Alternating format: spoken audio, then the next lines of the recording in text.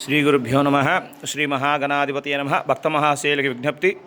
9/4/2024 మంగళవారం ఉగాది పర్వదినం సందర్భంగా శ్రీ క్రోధినామ సంవత్సరం సందర్భంగా అమ్మవారికి విశేషముగా ఉదయం వేదపారాయణంతో అభిషేకం, అలాగే ప్రత్యేకించి నవధాన్యాలు, సజ్జలు, జొన్నలతో వేదపారాయణంతో అమ్మవారికి అభిషేకం ఉంటుంది.